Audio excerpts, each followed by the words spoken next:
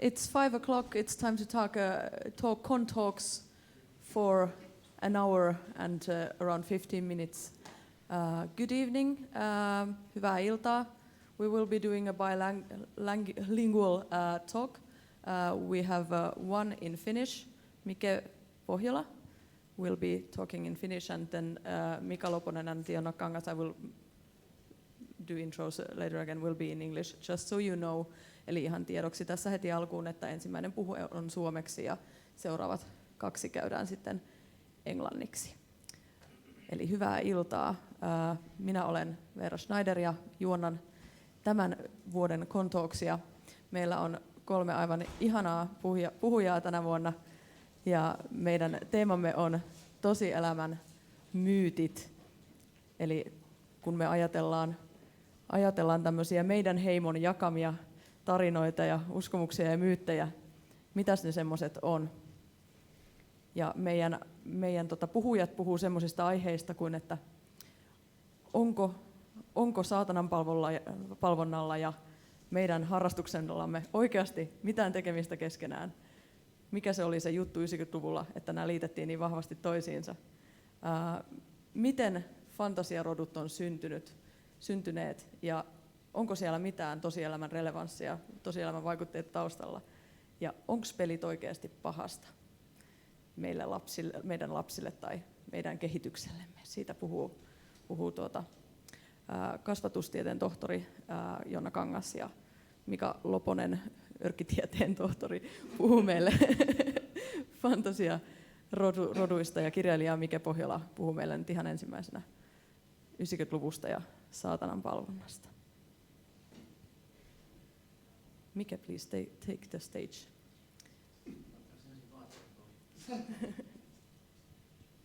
Unohdin laittaa esiintymisasun päälle, mutta nyt se korjaantui. Katsokaa ympärillenne. Näettekö ihmisiä, joilla on mustat vaatteet? Onko heidän vaatteissaan tai koruissaan outoja symboleita? Onko heillä huono hygienia? Tai ovatko he joskus eri mieltä vanhempiensa kanssa? Voisiko joku heistä olla metallimusiikin kuuntelija? Tai peräti roolipelaaja? Jos vastasit kyllä johonkin näistä kysymyksistä, he saattavat olla saatanan palvojia.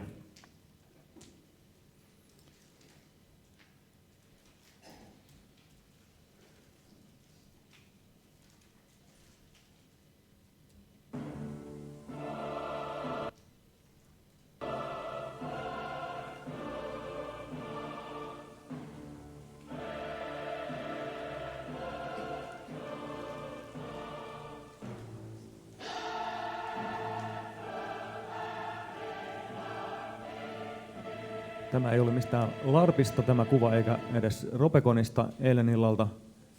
Tämä on kirkon 90-luvulla tekemä valistusdokumentti nimeltä Saatana kutsuu minua, jossa varoitetaan saatanapalvonnan vaaroista. Tämä oli noin 5 tuntia pitkä dokumentti, jota näytettiin tosi monissa kouluissa esimerkiksi Suomessa. Täälläkin on varmaan paljon ihmisiä, jotka ovat tämän ala- tai yläasteella nähneet, jos ovat niin vanhoja. Ja tässä näemme kuvastoa, missä Legioona-teatterin nuoret näyttelijät esittävät sitä, millaista saatananpalvonta varmaan on. Se on mustavalkoista ja siellä taustalla on Karl Orffin Carmina Burana, joka on tässä dokumentissa toistuu erittäin usein. Se on nähtävästi tärkeä tämmöinen saatanan palvonnallinen kappale. Tähän aikaan lehdissä saattoi olla sellaisia otsikoita kuin saatanan palvonta on totta tai satanismi sopii hyvin lama-aikaan tai pormestarin luodon surmasta epäilty vangittiin. Poliisitutkimus vahvistaa rituaalisen surmatavan. Tai kiduttajapullisen liiga palvoi saatanaa. Tässä syntyi tämmöinen joukkohysteria, jossa oltiin ihan varmoja, että Suomessa on hirveä määrä saatanapalvojia ja jokaisessa pienessäkin kunnassa on saatananpalvontajengi, joka värvää nuoria osakseen. Ja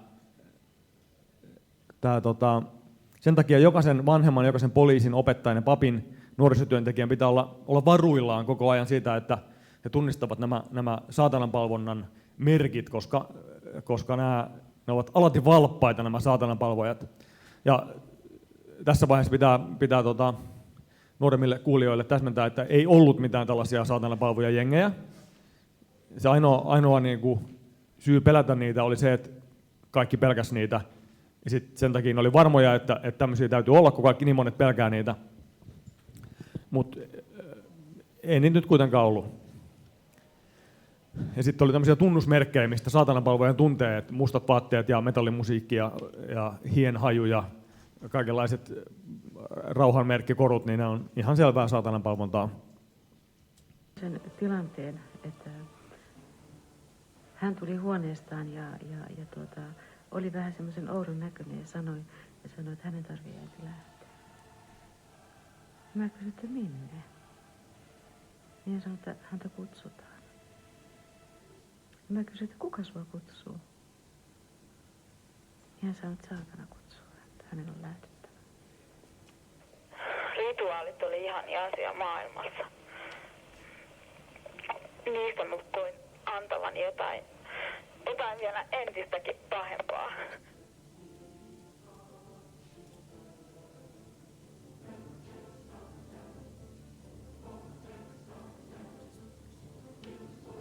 Onko täällä salivänkäriä paikalla? Jos on, niin hän voisi laittaa volaa näihin kaiuttimiin. Tai joku muu, joka osaa sen tehdä. Jos ei ole, niin ei se mitään. Joo, tämmöistä meininkiä oli. Ja tää oli niin siis poliisit ja kirkot ja kaikki muut tahot oli tosi huolissaan tästä saatananpalvonnasta ja niin kuin saatananpalvontaan värvättiin tosi monella erilaisella tavalla, ja sitten kun joku värvättiin tämmöiseen kuvitteelliseen saatananpalvontajengiin, niin hänet laitettiin käyttämään huumeita ja tekemään erilaisia rikoksia ja osallistumaan kaikenlaisiin rituaaleihin ja menemään hautausmaalle potkimaan hautakiviä. Ja on totta, että näihin aikoihin jotkut sitten rupesivat potkimaan näitä hautakiviä, mutta se syy ei ollut se, että he olivat liittyneet saatananpalvontajengiin ja rupenneet rikollisiksi huumeiden käyttäjiksi, vaan se, että heillä oli tultu kouluun näyttämään tämmöisiä videoita, missä kerrotaan, että jotkut tyypit potkii hautakiviä kuunnellessaan Karl Orffin Carmina Buranaa.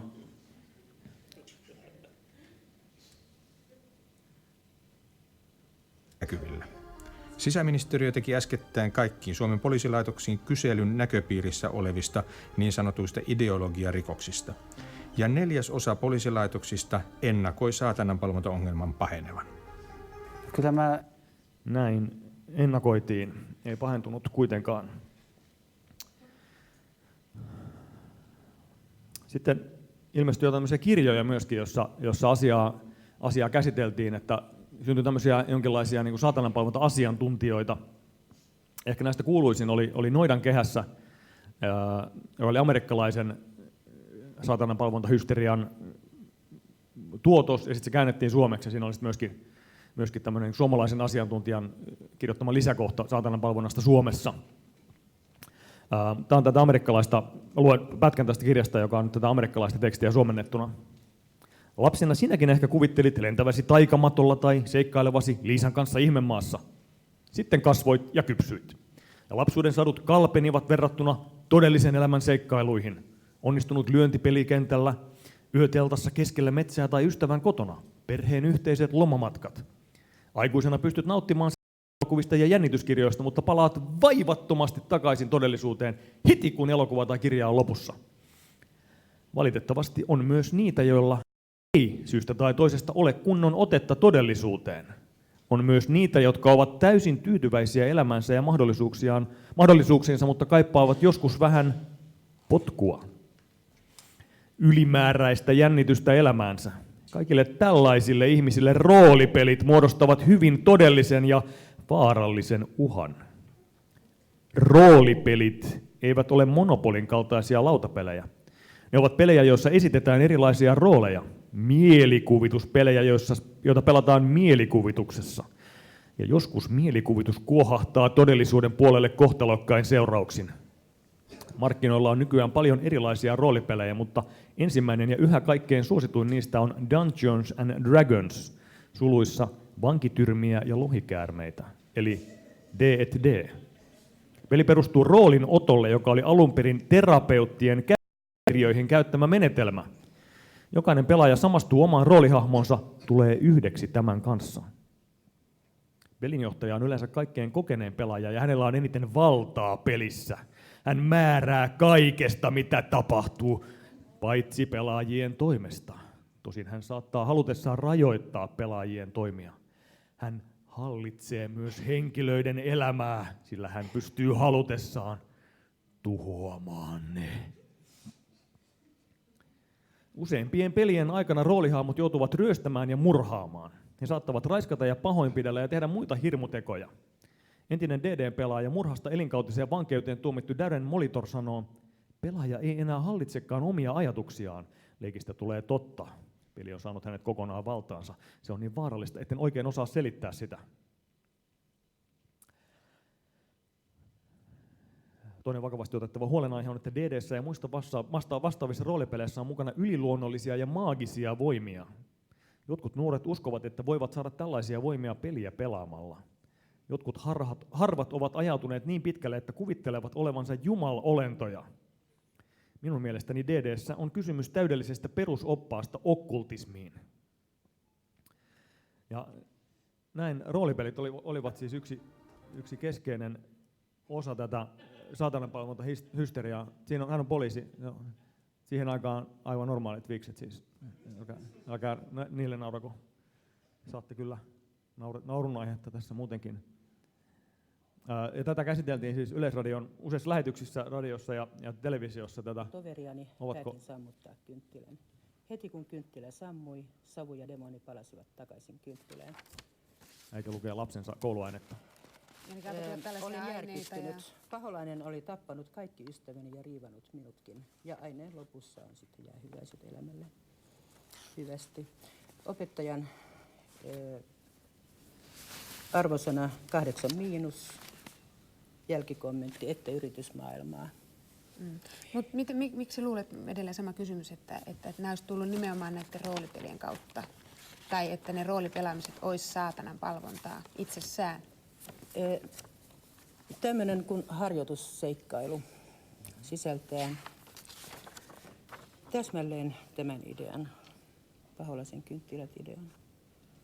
Ja tätä harjoitusseikkailua on pelattu. Tosi hienosti taitettu. Täällä kuuluisalla myllyllä ja yritettiin pelata viime keväänä myös mun kotonani niin sanotus pikkupentujen, pikkupoikien porukassa, mutta sain estettyä sen. Sen jälkeen meillä kotona ei ole pelattu yhteen. Joo. Ja tätä porukkaa ei tule kotiin. Joo. Miten se on, Elf? Onko roolipelaamisessa kysymys saatanan palvonnasta? Ei todellakaan. No niin, tämmöistä. Siinä, jos tätä katsoo pidemmälle, tää löytyy YouTubesta tämä lauantai-vekkari-ohjelma, niin siinä huomaa, että ehkä tämän toimittajankin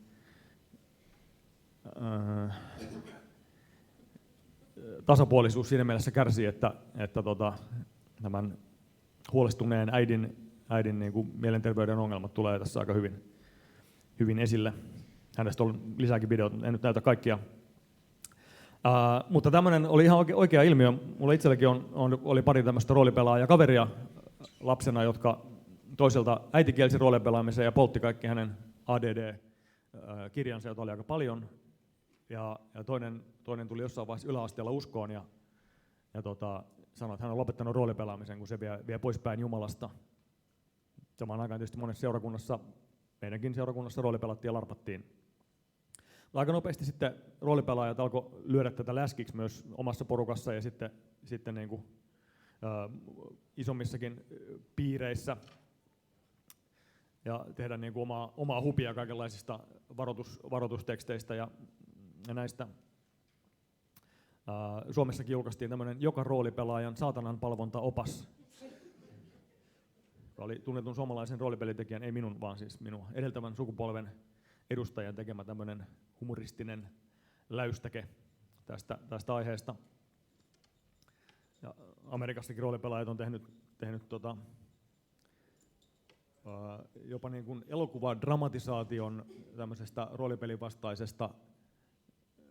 vastaisesta uskonnollisesta sarjakuvasta. Se on Dark Dungeons, en näytä sitä nyt, koska tässä seuraava puhuja jo näpyttelee sormiaan hyvin kuumeisesti päästäkseen puhumaan. Näytän vielä tämmöisen, tämä ei ollut täysin yksipuolista, tämä, siinä viikset taas eri tyypillä kyllä. Tämä oli tämmöinen vähän tämmöinen kuriositeetti loppukaneettina tähän vakavampi keskusteluohjelma, ei niin sensaatiohakuinen. Tämä pappi on siis se, jota haastatellaan. Tehty. No, Sokrateen ajoista asti nuorisokulttuuri on ollut virallisen kulttuurin vastakulttuuria ja siihen on suhtauduttu milloin julmemmin, milloin vielä julmemmin. Mutta mitä arvelet yleensä vastakulttuurin esiintymisestä näinä aikoina yhteiskunnallisessa sfäärissä, jos nyt ei puhuta vain nuorisokulttuurista vastakulttuurina? Onko meillä vastakulttuuria ja tarvitaanko sellaista? Kyllä tämä tämänhetkinen tilanne aika huolestuttavalta siinä mielessä näyttää, että aika lailla niin kuin meillä ainakin poliitikot väittää, että meillä on vain yksi mahdollisuus mennä eteenpäin. Ja on vain niin kuin yksi tapa toimia ja viedä yhteiskuntaa eteenpäin. Minusta tämmöinen ajattelutapa on aina huolestuttavaa. Jos joku kuvittelee omistavansa totuuden, niin silloin minä kyllä kysyn perään, että millä perusteella. Hän olikin nyt roolipelaajien puolella oleva pappi. Tämmöistäkin esiintyi. Sitten minun unohtui kokonaan nämä satananpalvontasyytökset. Tämmöinen pika-nostalgia-kertaus oli tästä aiheesta. Muistakaa varoa saatananpalvontaan lipsahtamista, koska se on meillä kaikilla koko ajan uhkana.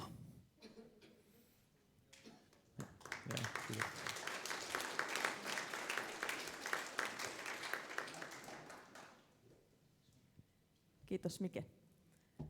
Thank you Mike. We are moving on to the next speaker. And next up we will have a PhD of Education and the Director of Playful Learning Center of the University of Helsinki, Jonna Kangas, who will answer the question, is playing games dangerous to your children? Welcome, Jonna. Thank you, Vera, and hello to everybody. Let's see if we can open the screen also for you. Mä löydän hiiren. Okay. So, nice to see you all here.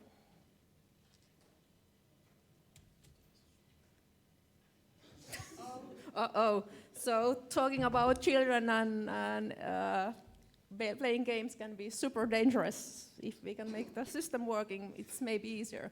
So as Vera introduced you, I'm a member of the staff in the Helsinki University Department of the Teacher Education, mostly training kindergarten teachers, but also teachers for older children and adults too. And playing games also is my research topic. So today I'm trying to answer the quite big question here, that is playing games dangerous to children or even to our future? Is this myth or the truth? So I'm claiming that playing games is only for the weirdos, the geeks, the nerds, and if I let my child to play these games, she or he will be bullied, teased in school, in hobbies, by choosing such a geeky hobby. How many of you have seen or hear anything like this during your life? Half? More than half? Okay. So this is what the parents used to be worried about. This is what the parents still are worried about, because being a nerd, it's so shameful. We don't want the children to be nerds and have hobbies like Harry Potter or role-play games or video games or mobile games or in fact, we just want them to ski to school during the winter and during the summer. And that's about all we want them to do, because that's kind of safe to the parents. From other point of view, in Finland and in international research areas, the gamification research, playfulness, play as a concept has been bring to knowledge not only the few researchers or scholars of this area, but more wider knowledge. We even have people who are calling themselves as game educators, pelikasvattaja. And Finnish play game educators are saying that that's part of the childhood. So, in fact, the truth is that in 2019, no child in, let's say, Western society, in our society, can live the life, go to education, spend their free time without playing games. The newest kind of research about 7 to 15-year-old children, how they themselves described what kind of media they are using, claim that mobile games and of course the computer games or console games were quite more popular than, for example, Instagram or as popular as books. This research didn't mention role plays or LARPing, which is close to my heart, as one aspect of media. So I'm just wondering where the children who are really doing this great hobby are putting it here when they were giving their response to the research. But yeah, so when Mika just 5 minutes ago were claiming that 20 years ago we had this crisis that all the society was claiming that it's almost like dancing around Satan to play games. Today, researchers, teachers, even different NGOs in the Finnish society and in more general in the Western society are claiming that games are normal part of children's life. Skiing to school during the summer is not anymore. Okay, another claim. Playing games is dangerous for development. So my child's psyche or motoric or academic development will be damaged if I let the child to go and play games. Have you ever heard this claim before? Couple of hands. Yeah. This was an issue 2016 in Finland when Pokemon Go came to our knowledge and our mobile devices. How many have you never heard about Pokemon Go? None. In May, magazine called Maaseudun Tulevaisuus, the future of the rural areas, claimed that children are not anymore having enough sport activities. They are not have physical movement or physical sport in their everyday life, so they won't survive in the future. Then came the app, the game. All the children, their parents, they can run out in the wilderness, in the parks. And a month later, 1.5 months later, somebody claimed in Helsingin Sanomat, which is my newspaper still in Finland, why are you playing wrong? Why are you having your physical exercises wrong? Why are the children running around the streets and around the parks? So, yeah, people are still worried that playing games is super dangerous to the children's health. I mean, the children might become even more healthier than we are. I'm happy that nowadays there are also adults who are ready to raise the flag for the children and saying that, well, we don't give a shit. We are playing games. If you want to pick blueberries, you can do it for your free time. because we have right to have a free time too. But, okay, this was 3 years ago.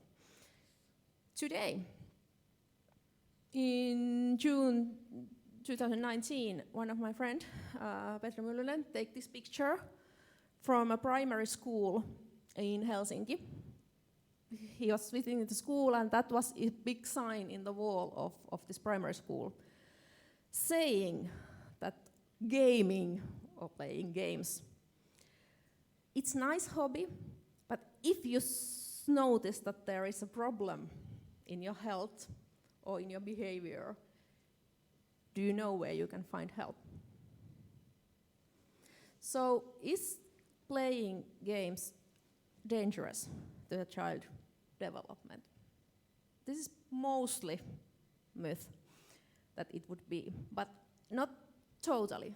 The latest research, results of neurological research show that around 8 to 12% of youth describe that they feel that playing different kind of games have caused them some kind of problems.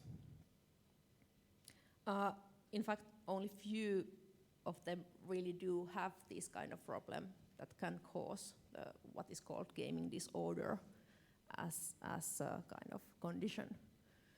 In Finland, we don't know how many, because we don't have the gaming disorder as THL tautiluokitus, so as like named disease. It will come 2020.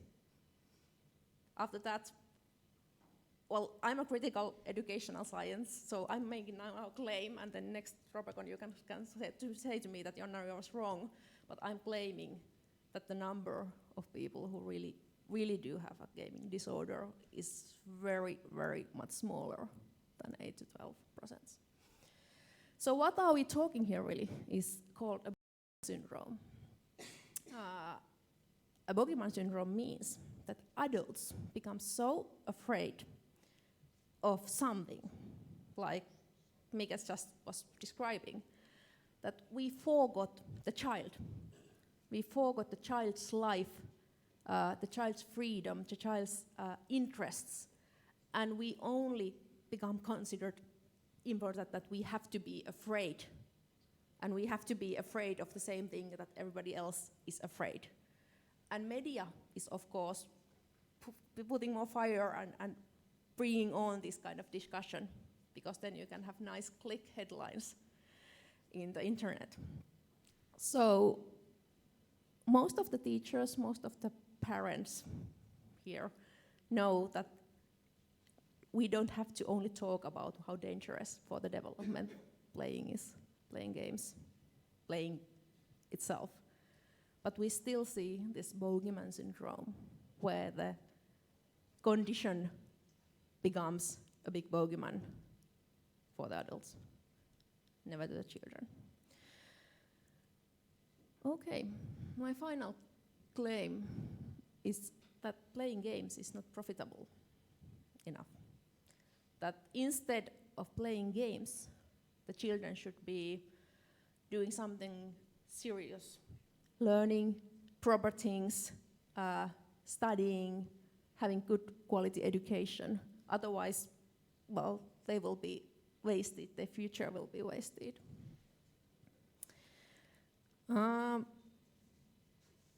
We as a society, I mean the people who are coming here as Ropecon, as a society, we have had to fight against this myth already almost 10 years. So this picture, this screenshot from MTV News is from the year 2012, when EduLab and Edu Games were the topic of Ropecon, the whole Ropecon itself. Because we needed to show the people in Finland, and even more widely, that hey, we are also doing serious things here. Playing game can be taken as a serious thing. So here is a quote from Massi Hannula, who was then at that time acting as the info person of Ropecon, that if there's somebody who has problems of learning mathematics, then through live action role playing or playing games, the learning mathematics can be made fun and more involving and more important. As an education specialist, I'm claiming that even us as a society are kind of sometimes having troubles with this concept of playing games. Should it be serious? Should it be a relevant action for children? I would say that anybody can enjoy the mathematics more if we are saving the bloody hell spaceship and not doing the books in the school class. The child does not have to have any problems in the learning. The child does not have to have any kind of disorder to be led to use role plays, LARPs, mobile games for the learning. So, yeah, it's myth that learning should be serious. And this day, the Finnish Ministry of Education, the law of primary education and early childhood education, and even our curriculums that we are using, is saying that learning should be agentive, it should be participatory, it should be playful, fun, creative. This is really my topic of research, and that's why we nowadays even have the most serious schools in the world are, of course, the universities, and everybody there are fully serious professors who talk only about very serious topics. I'm playing for my job, for my career. Most of the days I'm playing there. Sometimes with children, mostly with adults, because there are many adults in our society, in Finnish society, who have kind of forgot what the learning should be, should look like, should feel like. And it's kind of our job to help them to remember what was when you were flying as a space captain, Kirk, when you were 5-year-olds, or what it was when you were riding with the unicorns in the Harry Potter forest when you were 15. Is gaming dangerous for children? I think that every adult being who claim to be serious expert of whatsoever should be ashamed if they are claiming that the children have to do as I told. Because the point in the education and in learning and as a growing as a human being, in fact, is that the children have to change the future. Not even change the future, they have to make the future. And they are making it the whole time when they are interpreting our society. And that's why, of course, I'm super happy to see all those little hobbits and wizards running around here in Ropecon also nowadays. So I would like to let the children themselves to point it out, what is gaming for them. Mm-hmm. Except the video is, of course, not working. Nope. No, everybody knows the song. So playing games can be seen as a choice for children. Everybody don't have to like it anymore. Everybody has to do it nowadays. Like in seeing your ages, but like our childhood, we have to sit in the school and make the math book.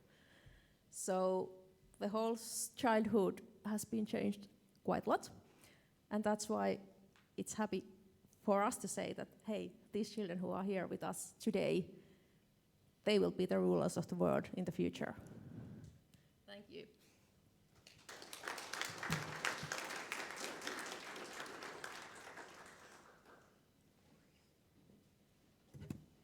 Thank you, Jonna.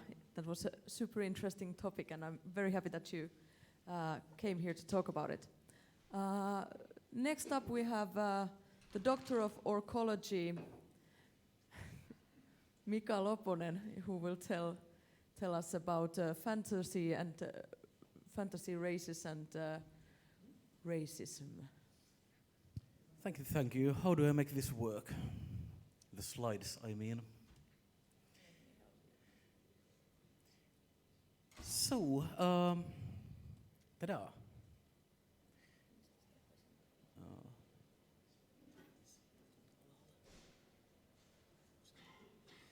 So once we get the tech working, I'll be talking about something completely different again. So the creation of fantasy monster races, the racialization that has gone into them, how it has been kind of made mainstream within our fiction, within our games, and such.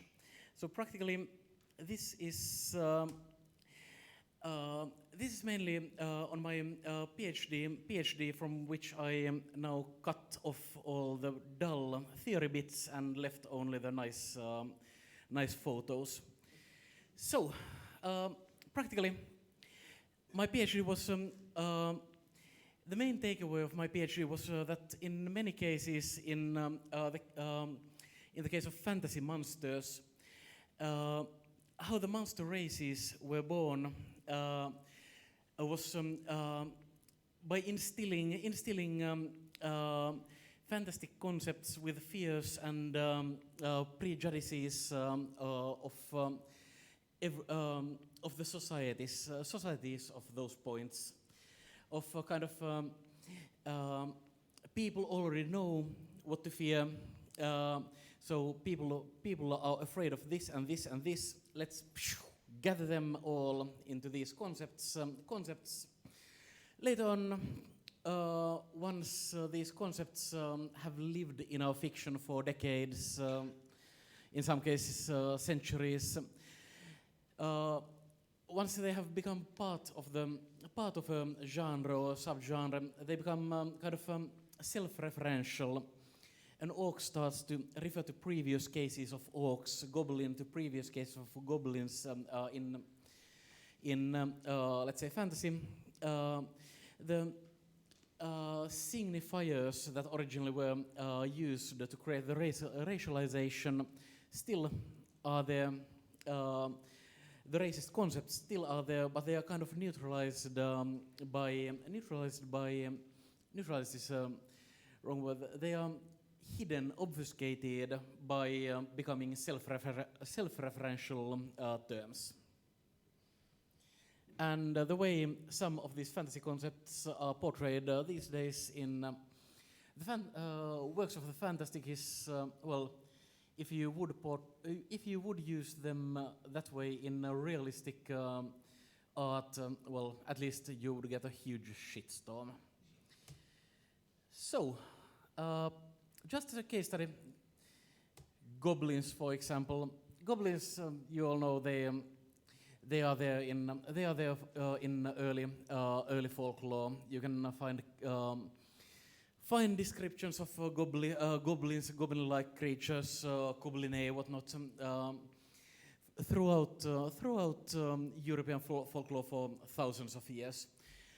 However, somewhere around latter Middle Ages and a bit past that, the goblin archetype, goblins as a race of the fantastic started getting signifiers from same signifiers that were used in anti-Semitic tales and warnings and whatnot. In my work, I went through about 20-ish physical and social signifiers typically used in anti-Semitic literature and imagery. And practically most of them are still present in the goblin archetype as used in fantasy. So practically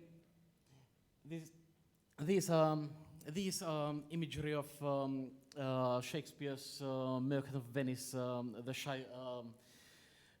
Shylock archetype, so to say. The greedy, evil merchant who is typically portrayed with all the anti-Semitic features, hooked nose, often potbelly, balding, typical stuff for that age. Some anti-Semitic posters from two from Germany, one from Soviet Union. All the same social and physical descriptions. Now, why is this relevant? Here are some Harry Potter banker goblins, exactly all the same. All the same signifiers, both social and physical. The nose, ears, potbellies, balding head, bad stature, and so on. No, this is not a problem of Harry Potter, mainly because it's everywhere. Whenever you have in fantasy a greedy merchant or banker race, it tends to get to the same physical descriptives that were used in anti-Semitic propaganda. World of Warcraft, same. Gleeful evil, greed, boldness, bad stature, potbelly, all there. Quite often innovators and such, evil innovators, which is also part of the original propaganda. Sometimes these descriptions, sometimes they are so blatant that they jump into public discourse, like the case of Watto in Phantom Menace, Star Wars. The anti-Semitic features were so blatant there that they could not be missed.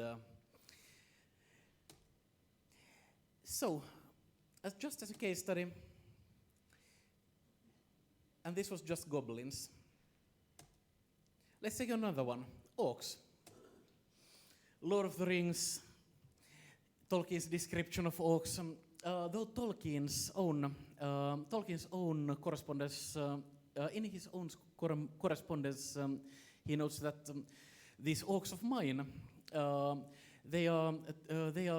I view them as Mongols, those brackets to European eyes, the most horrible looking and unaesthetic human beings on earth, paraphrasing badly, but approximately like that. But even so, Tolkien, while basing orcs on, in a way, on Mongols, uses all the descriptives that were used in British literature at the time of, all the colonialist descriptives used of Africans. Black Uruks of Mordor, a large black orc, blah, blah, blah. Long-armed, crook-legged orcs, all descriptives used in colonialist literature on Africans. Dark, black-skinned, swarthy. These are most typical adjectives used of orcs, always derogative. Slant-eyed, wide nostrils, foul breath, crook-legged. If you read any colonial novel, that's practically any description you have of the protagonist boldly going into the jungle in Africa.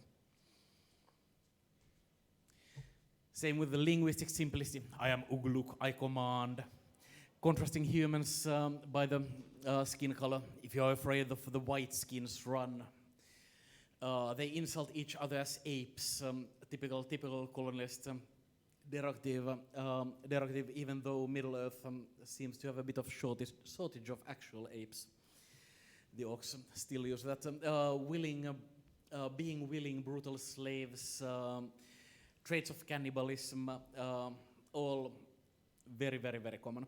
Now, orcs might have been left as a nice side note of monsters in Tolkien's works, but games revived them. Like you see, Dungeons & Dragons These orcs, from first edition, these orcs look nothing like Tolkien's description. They look like very sad pigmen who kind of don't want to be hit by the adventurers. Like, do we have to do this kind of pigmen? However, Tolkien's descriptions of orcs were kind of, they had already, especially in the 60s, they had quite well conquered the semiosphere of the fantastic. And well, once we get to the 80s, this is from the Orcs of Thar, is the module. Orcs are, this already manages to, well, insult quite many different ethnic groups at once. You can try to count all from which signifiers have been taken. We go a bit onwards. Now we are about 10 years onwards. Now we are quite much closer again to Tolkien's description. Dark skin, very barbaristic looks. A bit forward. Now we are again way closer. And let's say TSR, for example, which made the Dungeons & Dragons novels, has, well, there have been over 350 published novels, and well, orcs have been so popular that even in settings that don't include orcs, the authors have sometimes forgotten that Dragonlance doesn't have orcs. This one has. My Dragonlance has. And in TSR, the TSR novels kind of solidified the Tolkienesque racialization, even though orc skin color was allowed to range freely. It kind of backfired. There were some rules the authors adhered to, but when some signifiers retreated, more came to replace them. Some of the worst racist imagery of any fantasy can be found there. Peter Jackson's Lord of the Rings movies. The first two had practically their orcs were very direct adaptations of Tolkien's, well, surprisingly, but this got some public discourse going. This kind of didn't go that unnoticed, and as you might have noticed in the last Lord of the Rings movie, in the Hobbit movies, Jackson has quite much tried to break at least some points of the racialization. So has moved on from this. The black slave wanting to follow the white hand of the master who offers them a man flesh, which is directly from the first movie. Now, orcs, however, did not get stuck into one racialized stereotype. This is from the 80s already, a kind of a second narrative of orcs. Games Workshop. Warhammer Fantasy Battle and other Warhammer products. This partially, Games Workshop partially intentionally and partially accidentally or by chance stuck out to throw off much of the historical baggage that was in some of the racialized monsters. So they actually saw some of it, wanted to remove some of it, and some of it was removed by chance, like the green skin of the orcs. Though current interviews might show that they had noticed the dark skin and wanted to remove it, but the real answer here is that miniatures look way better when painted green. In any case, this second narrative by Games Workshop kind of moved orcs like other fantastic races, into tropes from British society. So these are football fans. These are Cockney-speaking fungi from outer space. These are Warhammer orcs are kind of descriptions of British lower classes, sometimes from a very unsympathetic point, sometimes from a more sympathetic one. Now, there's one shift that happened kind of based on Games Workshop's shift, which was the 90s and early 2000s humanization of monsters. Most popularly started with Shrek, who is of course not an orc. Shrek is an ogre. But in any case, Shrek is one of the, well, let's say vampires became humanized already in the 70s and earlier. Shrek kind of started this boom for fantastic races of fantasy. And orcs benefited from that development. World of Warcraft, bringing kind of viewpoint orcs for players. On fiction side, Stan Nichols' Bodyguard of Lightning, and the whole orc series, which brings the Messiah trope or Moses trope to orcs. After that, used in many places. The trope in which poor orcs have been subjugated by humans and used in the wars of evil humans, and the poor orcs just want to find the promised land, and a savior comes and drags them there to live freely and barbarically on some plains. Mary Gentle's Grunts, another case of humanization of orcs. Poor orcs are adventuring, and then they get Vietnam veterans' memories in their heads, and thus become vile and bloodlusty. So, kind of humans are to blame.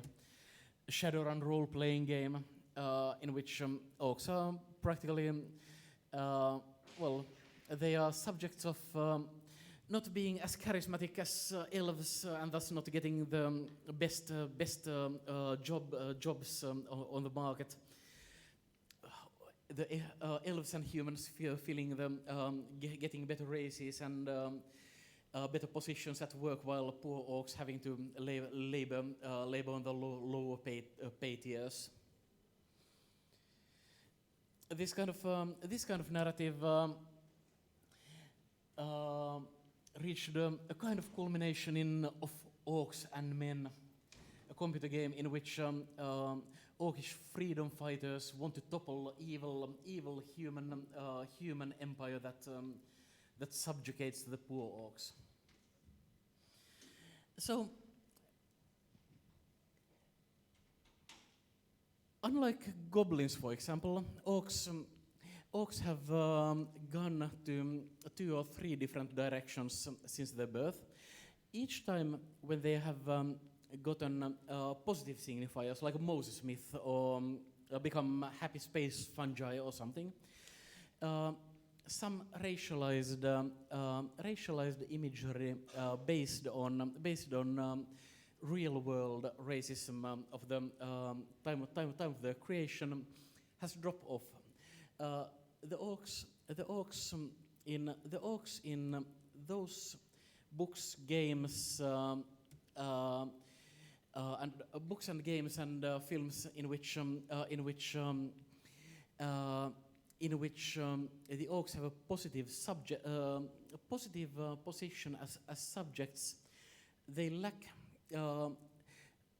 the racialized signifiers tend to be minimized, unlike in those in which they are base villains whom the heroes murder in thousands for no reason at all, in which the racialized signifiers tend to still be in the fiction. Questions, comments, or somethings? That looks like a question. Just a moment, you will be thrown a thing.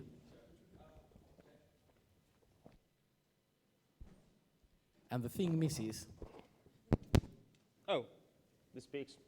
Yeah, so there's like sometimes like goblins recently, especially in, for example, Magic Gathering lore, have become like this, like somewhat sympathetic heroes. Like yes, for example, like in one arc, a goblin is given immortality by the bad guy, which turns out to be his folly because the same immortal goblin eventually kills him. So like, but like on the other hand, like in that universe, the goblins in general aren't the greedy folk. Yes, and one thing about cultural trends is there are always exceptions. Yeah. So nothing, when you go by anything on which there are thousands, hundreds or thousands of cultural works, there will always be exceptions. And goblins as sympathetic heroes, they have been, goblins also have been, especially in video games and such, they have been protagonists. For example, Styx video games come to mind. Did you have a comment to comment? Or another question. Throw.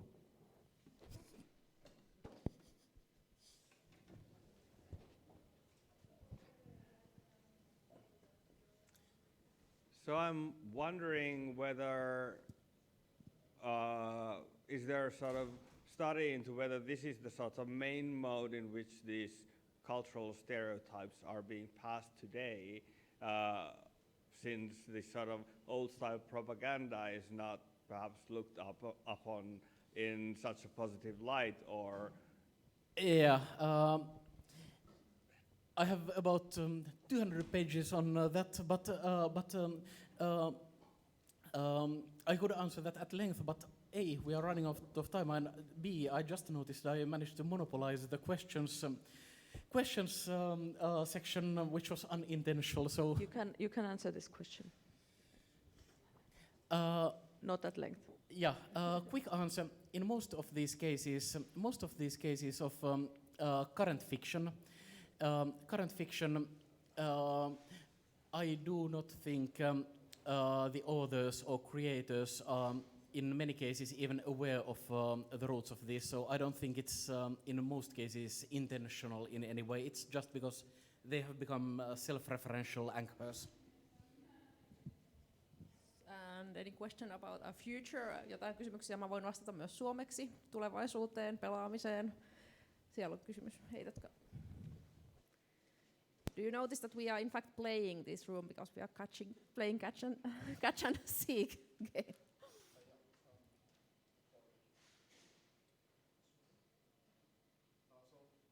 I was wondering that in your field of research, do you differentiate between like the narrativity in play and like the gameness of the play and their effects on like learning? That's a very good question. So is there a difference between kind of the narratives or the storytelling? I think in early childhood education we are mostly talking about storytelling, but narrativity, and then maybe games, gamification, game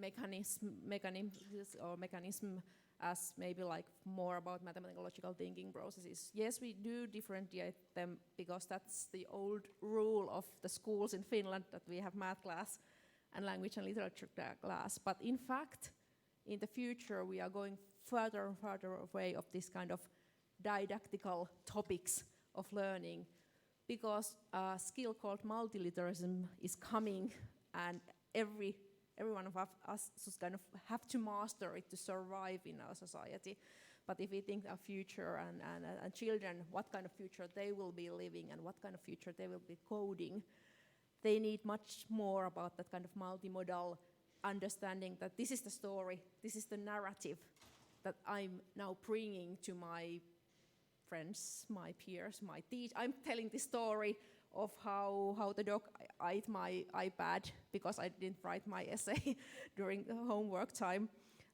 So they kind of learn to mingle with these kind of different didactics, while we, who have been maybe taking our school in Western countries in 90s and early 2000, we are super kind of stick to that idea that mathematics is something totally different than the language and literature.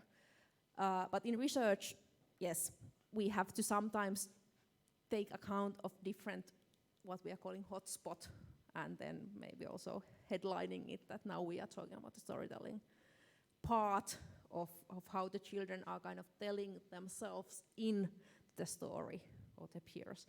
And sometimes we are talking and researching more about maybe the mathematical logical thinking process in the kind of mechanism or like that.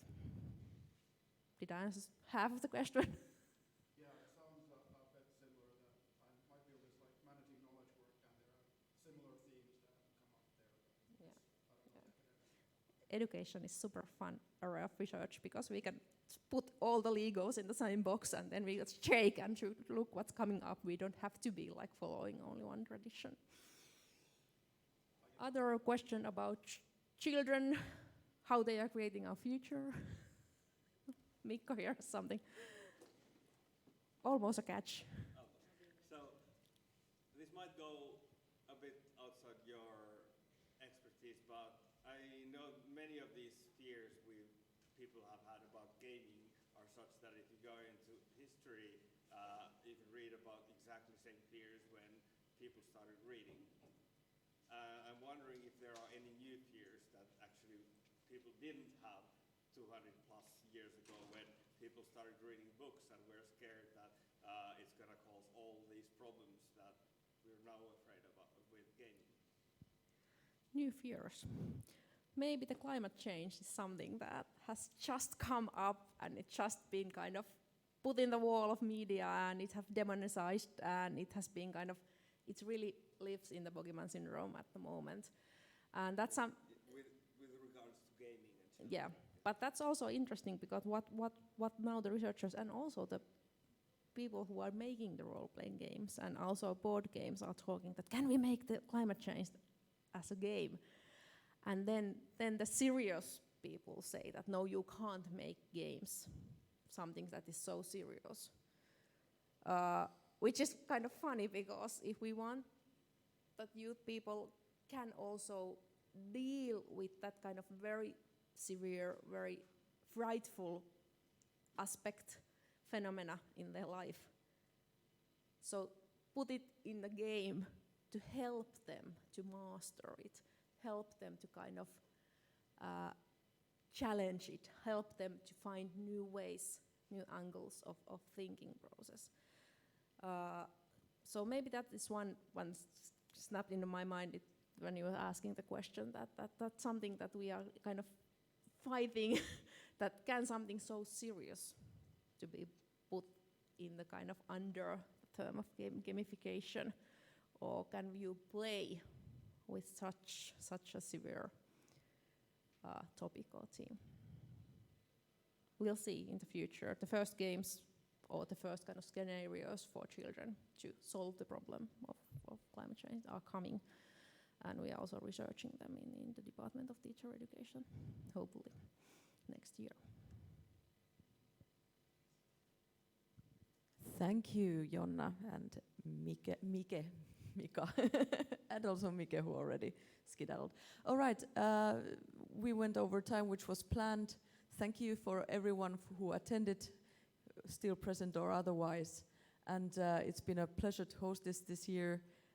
Thank you, everyone who came here to talk and listen. And now we're going to run to the gala because it's going to be awesome. Let's go there. Thank you.